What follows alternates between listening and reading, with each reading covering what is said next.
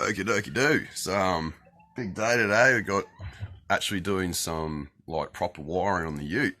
Because if you saw my last video, which no one saw last video, judging on the views, there was 2 views, so obviously no one saw that. But the package I got was my control box. Basically, this is the brains of the whole car. This is what controls your motor and all that jazz. You can plug it into a computer and adjust your throttle responses. Kind of think of it as if you work on petrol cars, your computer in your car. You can plug a computer into it and control your mapping and all that kind of shit. That's what this does, an electric car. And you plug your throttle into this, and then there's a cable that then basically this wires into your motor and controls everything. So yeah, to get that wired up, I've got all my bits and bobs. So we've also got the main contactor here. Basically, this is what is sort of like a big fuse. This goes between your battery pack and your control box here, and those two cables wire into your ignition. So when you turn your key, chunk, that engages your power. When you turn your key ignition off, chunk, it disengages your battery pack. So yeah, it's just a big fucking high amp shunt or fucking solenoid type thing. Contactor, that's what it's called. So that's gonna go in. We've also got the pre-charger for the controller, which again is kind of just like a capacitor, really. It just sort of soft starts your controller, helps prevent any damage to it, all that shit. We've got some heavy duty 300 amp cable here. So this is just, this is just welding cable, but it's what you got to use. You just need a nice, very heavy duty high amp. So this is, I said 300 amps. Got orange conduit, because by law, anything that's got high voltage has to be an orange conduit. That's just the stipulations. And also I'm gonna have to get some stickers and shit for that say high voltage for certain areas. We've got the power point that's going to go in the engine bay. That's to be wired to I haven't got the inverter yet, but that's going to be wired to the inverter. That's going to go inside the cab. That's for the water heater, and also just to have power, so I can lift the bonnet and I've got 240 volt power available all the time. Obviously, we've got all my little ends here. So these are the lugs that go on the end of that, and to make these lugs, crimp these lugs on, got myself a pair of these. These are pretty great. They're basically like bolt cutters, but instead of cutting, they compress those little fucking joints onto the cable. So you got all different adjustments. It's actually really fucking nifty, these. I'll try and do it one-handed. But basically you push that in and you got all different sizes. You just roll fucking, set one fucking hand here, mate. Oh, you get the idea. These little things, you can roll those around and they've got different size crimpers. So obviously I'll be using one size, but yeah, I can use these again and again, but got these to do that. Big wire cutters obviously to cut the wire with. I think that's about it. That's really all you need to wire the car up. Unfortunately haven't got the throttle yet. I ordered it from EV Works online, which is another Australian EV shop. They're in Western Australia as well, I think. Website, but I'm not flinging names because I said obviously I'll give you some tips because I've got to source parts all over the place. So they are really good for their range of parts. They are good, but if you're gonna buy anything from them, give the guy a call and just verify everything before you order it, because I don't know, I've ordered a throttle off him and it was 3 weeks ago. It had to be back ordered, so I understood that, but I've got no confirmation about, how long it's going to be. I've got no confirmation, let's say, about postage. I understand it might be in there, but it's just like there'll be no information given, and I've handed off $100. Give him a call, and he seemed not really much about it either. So if you're going to order anything, just verify, because most of the shit on his website is not in stock. It's got to be back ordered. So I don't know, he's a bit fucking shitty with his information about, timing for back order. So just verify with him. If he's got in stock, it's not too bad. I bought a motor off him. The original motor I bought was off that site and they were really good. It was in stock then. Anything out of stock. yeah, so just verify. Anyway, I'm not gonna stop talking about that. It's good range. If you need to get some parts, it's a good start there. Yeah, anyway. So yeah, anyway, so I'll stop rambling off. Yeah, we've got to have everything wired up but the throttle, which the throttle is just got a plug. It's just literally a plug that goes into the controller anyway, so it's not a big deal. But you can't drive with that. But anyway, we'll get everything else wired up, and I'm going to stop rambling off, and we'll get to actually some bits and bobs in the car. So I'll snap to that. The dogs are going fucking nuts at the truck across the road. Okay, so the beginning steps. Got my contactor mounted here, and I've just gone through and just cut my lengths of cable. So we got the controller is going to be mounted here, sort of thing. So got length of cable that goes from the contactor to the controller, and then I've got the two wires for the controller that go to the motor, and then I've got the crossover wire, because that red one there is only light duty. I've got to take that out, but yeah, crossover wire. And I've also got the two, they just rolled up there. I've got those two cut to length because they're the ones that are going to run along to the rear, to the battery box. They're going to run through my rock sliders here, obviously all through conduit, but I thought the rock sliders would be perfect, just gives it extra protection and just a neat way to run it. So positive this side, other side will be negative. Just run straight through from them, and they curve in nicely back up into the engine bay there, where I can wire it all up. So yeah, you'll see that in a sec, but yeah, I just thought I'd show that because I've got to go through now that I've cut these little lengths. I've got to go through and put my lugs on the end of them, or ends of them. So yeah, we'll do that now. So here's all my bits of wire, and the lugs crimped on the end, and I've heat shrinked them as well. So they're all nice, neat and tidy, ready to put in. I don't know if you do it, I'll probably put some, actually yeah, fuck it, I will, I got it there. Probably also put some of this conduit around these short wires too. I haven't put the lugs on the long wire yet because I want to feed it through the conduit first and get it done, then I'll put the lugs on after.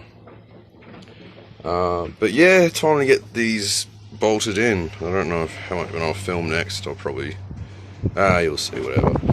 See you in a bit. Okay, so it's been a couple of days since I first started filming. I just realised I got to finish this video up. So I actually have finished wiring up the control box and done the high voltage cabling and that, so let's do a quick run through of all that now to get this out of the way, because I'm actually working on other things which I'll show you in a minute. So here's it all complete. As usual, it's a bit hard to get a view because how high this is, but yeah, so I got all the cable in conduit, orange conduit, because you have to have it on orange conduit by law, and the high voltage. And I've also gone through and clipped and zip tied all the cabling in place, so there's no movement. You can jiggle this around. There's not gonna, because even though it's in conduit and everything, you don't want any movement in your cables, because movement means it can rub on things and you get a little bit of a, say a corner over time, it'll eventually wear through, and then you can short out cables, and when it's fucking 300 amps, 144 volts, you don't want that shorting out in your car, because your car's, a big old metal box. So yeah, well insulated cables can go through and make sure everything is really rigid and tight, and so it doesn't want to move around. But yeah, but that's all the cable anyway. I'm quite happy with it. It's pretty tidy, I reckon. Nothing more to show on here. You've already seen it all. But yeah, so that's it. And that's under the bonnet. So the control box. So we've got the control box bolted in here. Those are the two cables that go, to the motor. And then we got the contactor here, and it has the main positive running through it. There. Those go to the battery. Sorry, yeah, those go to the motor. That's the negative and positive from the batteries. So that's the negative goes directly through down to the main pack at the back, and then this one positive runs through the contactor, and the contactor's got the ignition, that's got the pre-charger wired into it, and I've still got to wire up the ignition ignition tags and types into those two plugs there. So I've still got to do that, but otherwise it's all done as far as a high voltage. We'll take a little gander underneath.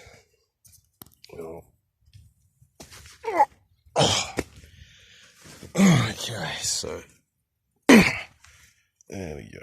So as you can see, I've run them down. I didn't end up running them through the rock sliders just because it was a lot neater and more secure to run on the chassis rail. So I've just run them both here together. So again, nice and secure, tight, out, tucked up out of the way. So it's not going to be hit by anything or snagged. They're running together and they go all the way along up to there. So you can see that's where it runs into the battery box like that. I'll show you in there in a second. So I'll just uncrawl from here, but you can just, yeah, see all that. Got it, nice and simple. Two posi negative, they run to the front and back. Here they go on there. Oh, that's right, I've got to show you in here. So also,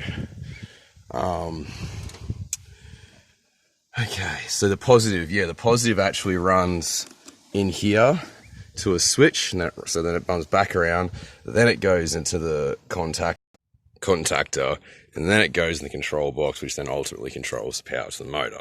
So that's how it all goes. So I'll quickly show you that switch now, because that's an important one, obviously, because you need to have that by law. Just walk around because the passenger door is locked, of course. Okay, so this switch right here, so basically in an emergency, if it ever was to happen, you press that, and that just cuts the main power from the battery pack. It's just a safety cutoff switch. So obviously pretty much 99% of the time it's out. But yeah, that's just, you got to have that by law. So I put that there because it's nice and neat, and also it's accessible by both me and the passenger in an emergency. Need to, bang, chuck that. You got no fucking chance of wires, or it's just, yeah, cuts off main supply of the motor in the control box. And as you can see, I've run that as neat as I can underneath the carpet, and it just runs up there into that bung hole. And that there, I've got to run neatly because it's got to run to the rear here, because that's where the inverter is going to be mounted, either there or underneath the seat. But that's just the power cord that goes to this power point I've got here, just to keep everything neat. So that power point will be connected to the inverter, which is obviously, that runs my heater for the heater.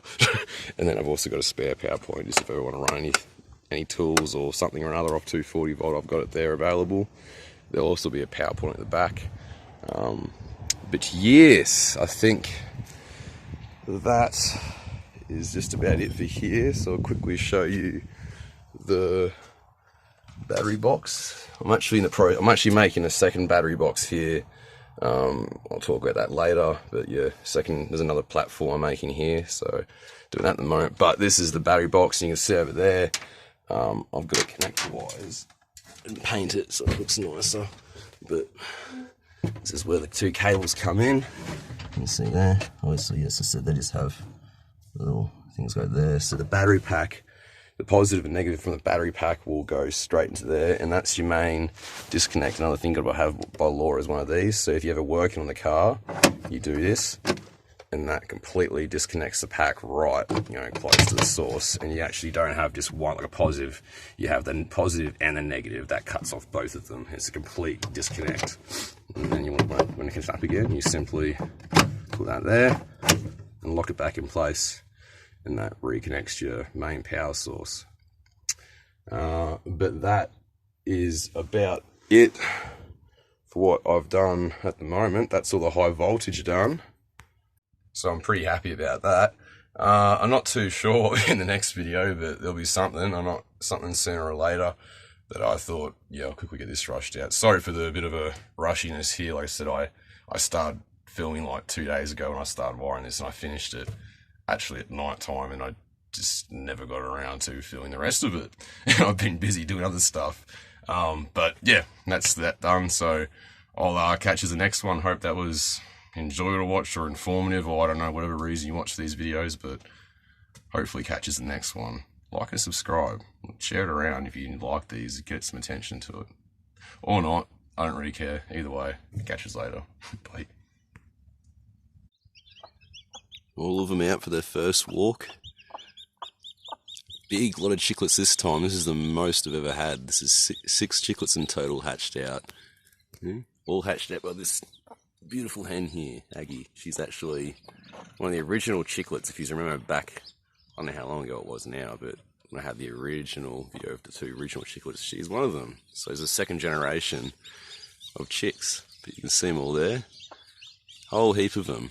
I decided to make this little protected run here because, as sad as it is, I've had a few, well, probably a few of the lots that have hatched out have actually been killed within a few days by birds or other animals, or just being lost somehow by the chickens. So I decided to make this little area here so they're safe until they're big enough to actually go with the others. The other chickens can still get out and wander around, but it just basically contains the little chicklets. But I'll stop yabbering on because you don't want to listen to me.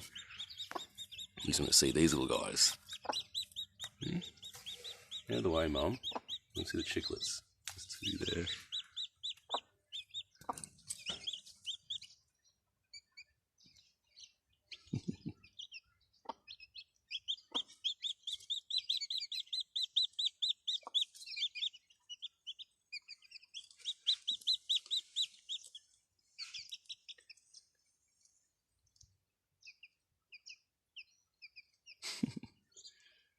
So you got three sort of similar colours to her, two black ones, and a little fluffy white one. I'm not sure if they're all her eggs. They could be a mixture of different eggs, but she sat on them and hatched them all out, so she's a mum. Yeah.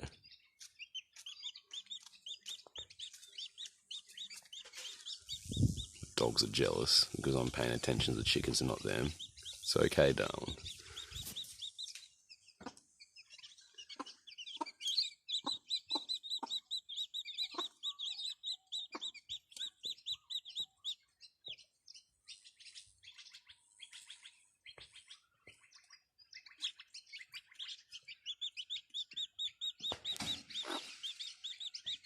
This little one right here is doing amazing. It literally just hatched out this morning. All the rest of them hatched out yesterday. I think two in the morning and the other three were out by the afternoon. But that little one there only just hatched this morning. So he or she is still half wet and a little bit stumbling on the feet, not quite able to walk that well. It's doing bloody well because it's just been rushed out a bit early because the other one's got impatient. But it's doing good.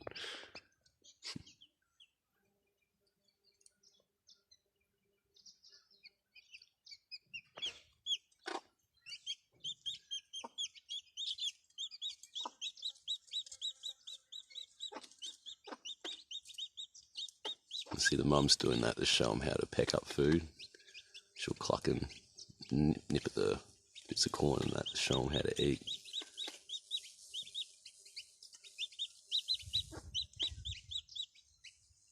Notice how she picks up and drops it. She doesn't actually eat it, she's just snapping at it just to show them.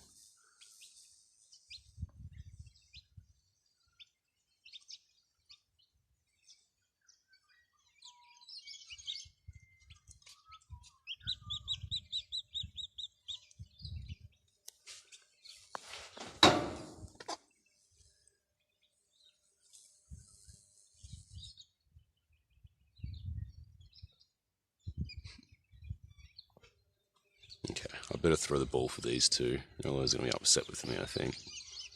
We'll leave these little chickens alone.